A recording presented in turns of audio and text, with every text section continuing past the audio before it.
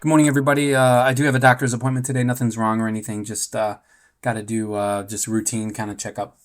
All right. So what I figured I would do is kind of condense the second derivative test into this video. It's kind of just like the first derivative test. The first derivative test just really is a test to tell whether or not something is increasing or decreasing.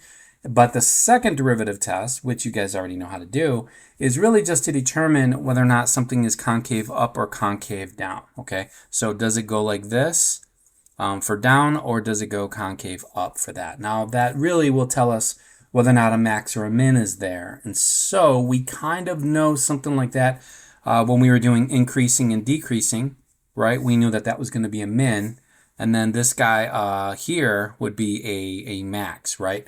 Well, what it'll do is this guy will kind of tell us that we've got this action here, and this guy will tell us we've got this action here. So sometimes you don't need the first derivative test. They just want to know whether or not something is concave up or concave down.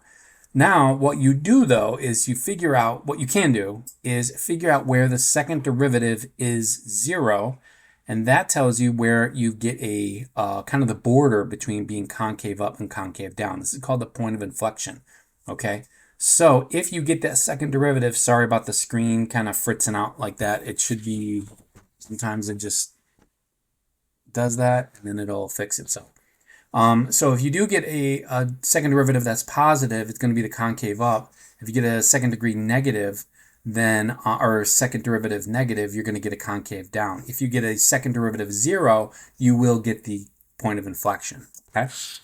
All right. So determine the open intervals on which the function is concave up or concave down, and then state the point of inflection. Okay, so first of all, we need the first derivative, so let's go ahead and get that. We get 3x squared minus 12x plus 9, and then we get plus 0. Okay, so now we're going to keep going with this. We're going to go ahead and take a 3 out of all of this, and we got that. Okay. And then we're going to keep going here. We're going to go ahead and factor this. We got factors of 3 that add up to -4, which is -3 and -1. Okay, so this is the first derivative, right? So the first derivative, that would tell us our critical numbers. Okay, now what we can do is, that's what we did before. But if we want to know concavity, we don't actually have to figure out the first derivative or where it equals to 0. This was last week. I'm just going to take the next derivative, okay, of this guy, and I'm going to get 6x minus 12. And what I will do is I will set that to 0, okay? So setting this guy to 0, we notice that we've taken it down a degree, and we're going to find that actually x equals 2, okay?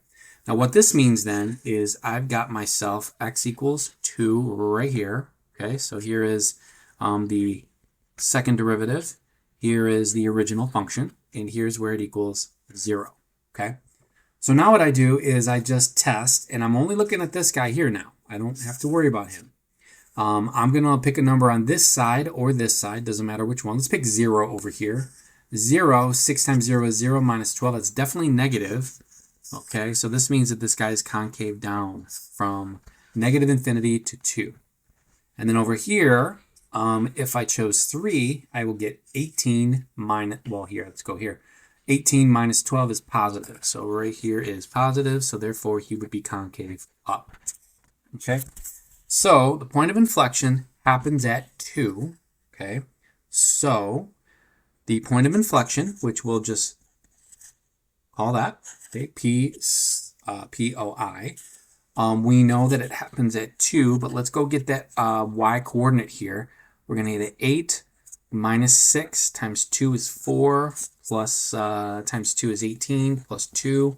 This is 8 minus 24 plus 20. So I'm going to get -4 plus, and I'm going to get 4. So the point of inflection happens at, fix it, glitchiness.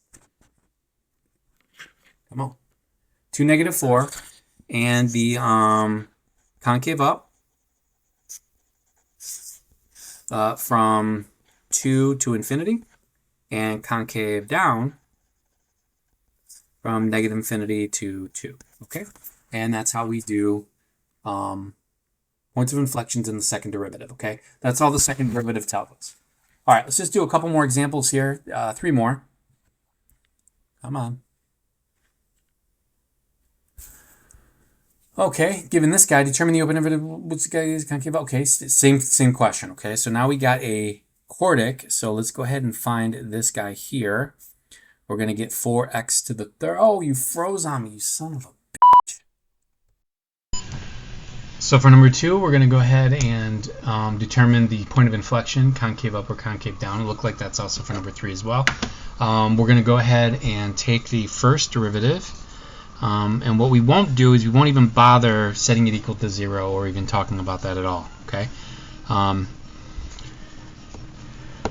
For number 4, though, I will do something a little different. So 3 times 2 is 6. He's going to drop it. Oh, here we go.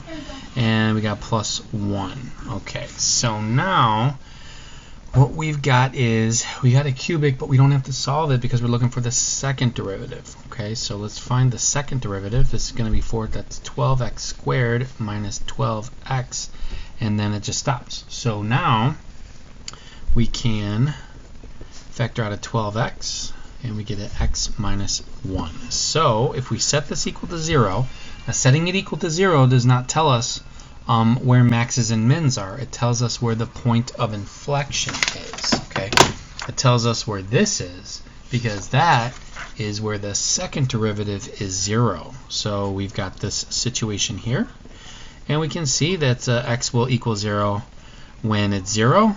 I'm sorry, when x is 0, it will equal 0 and 1. So it looks like we've got 0 and 1. So we now have 3 intervals, and we know that the point of inflection, we can see that their x coordinates are going to be those right there. And if we plugged in a 0 for this guy, we'd get negative 1 for the first point, and that's this guy. This is where the second derivative is 0, and this is the original function. We could put another layer here where the f prime is, but we're not going to do that. We're going to do that when we do curve sketching next. And that'll be tomorrow. So then when we plug in a 1 here, we get 1 minus 2 plus 1 minus 0. Those guys go to 0. I'm getting negative 1. So it looks like we've got those 2 points right there, okay, are where the points of inflection are. Okay, so with that, we've got this. And all we got to do now is focus our attention on this guy right here. And we're just looking for positive and negative numbers. Let's go ahead and pick a number to the left of 0. It's going to be negative 1. And you'll notice that you'll get a double negative there, so that'll produce a positive. So we know that he'll be concave up. Between 0 and 1, let's just pick a half. 12 times a half is positive. Half minus 1 is negative. That's going to give us negative. He'll be concave down. Okay. So notice that this second derivative is just adding a new dimension to the curves that we have. So then what do we got? We got, let's pick positive 2. Positive 2, 2 positives. Okay, so we'll get a positive for a concave up. Alright, so concave up. It's going to be from negative infinity to 0, and then from 1 to infinity. Concave down for this interval between 0 and 1. Okay. Alright, that's that. Next, what we got to do is determine the open interval with the concave point of inflection of this guy. He's a rational function. So this guy, we're going to have to take the derivative, and we're going to have to do it twice. So that could be annoying, but that's okay. Let's take the first derivative. We're going to use the quotient rule for this guy. Alright, so is that what we want to do? Yeah, that's what we want to do. So let's go ahead and take the derivative of the first guy. It will be just x plus 2, and not the second one, minus, do not take the derivative of the first, but you will take the derivative of the second, which is just that. And then this guy on the bottom will be squared. Okay, so what do we get? We get x plus 2 minus x, and then x squared. So it looks like those x's cancel out, so we get 2 over x plus 2 squared. Okay, now that actually is cool. What we're going to do is we're going to go ahead and take the second derivative, but we're going to rewrite this guy as 2 times x plus 2. We're going to raise him to the -2 power. It'll be a little easier because we don't have kind of 2 functions at the top. This is really just one function written like this. It'll just be easier to do the chain rule. Okay. So let's go ahead and find out what this guy, we're going to get a -4 as this guy comes to the front, and then this guy will drop a degree, and then times the derivative of the inside, which is just 1, because the derivative of x plus 2 is just 1. And so this is it. This is what our guy looks like. So our second derivative equals -4 over x plus 2 to the 3rd power. Okay. All right. So we're going to set this guy equal to 0, but notice that if we set this guy equal to 0, if we cross multiplied, we get a 0 equals -4. So this guy never touches the x-axis at all. But there is a point where it is undefined, and that is where x equals -2. So it cannot be at x equals -2. So that is a critical number, okay?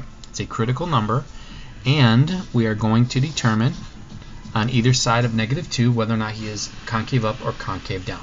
And we're going to target this guy right here, okay? Target the second derivative. Don't play with the first, don't play with the second. Oh, well, or the original function. We do need to find the point of inflection. So -2, if I plugged it in here, I don't have a point of inflection there, okay? All I can do is I probably have something like this, like 2 concave ups or 1 concave up and 1 concave down. Like I've got something like this where there's no point of inflection at -2 because he is undefined there. Okay, so he's got an asymptote there. Okay, so let's pick a number less than -2. Let's go -3. Looks like -3 plus 2 is negative to the 3rd power stays negative, and then you get a negative divided by negative. That's going to be a positive. Okay, so this guy's going to be concave up. And then on the other side of -2, let's just pick any number. Let's pick 0. If I plug in a 0, he'll stay positive down there, negative up there, so he will be actually concave down. So it looks like we're going to have something like that. Okay, so he will be concave up.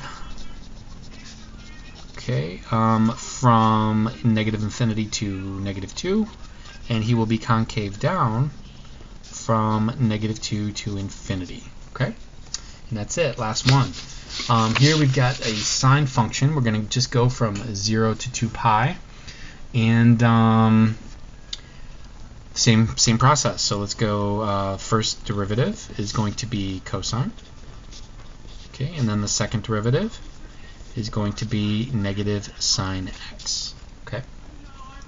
So now, since we've got that, we're going to set this equal to 0. Now remember, I'm only looking for points between 0 and 2 pi. So I want negative sine x equals 0. Let's divide by -1. And okay, where are the points where sine is 0? And I believe there's only 2 of them. And that's going to happen at x equals 0, and it will happen at pi. That's where x is 0. Okay. I'm sorry, that's where the y coordinate is 0. Alright, so we got 0 and we've got pi.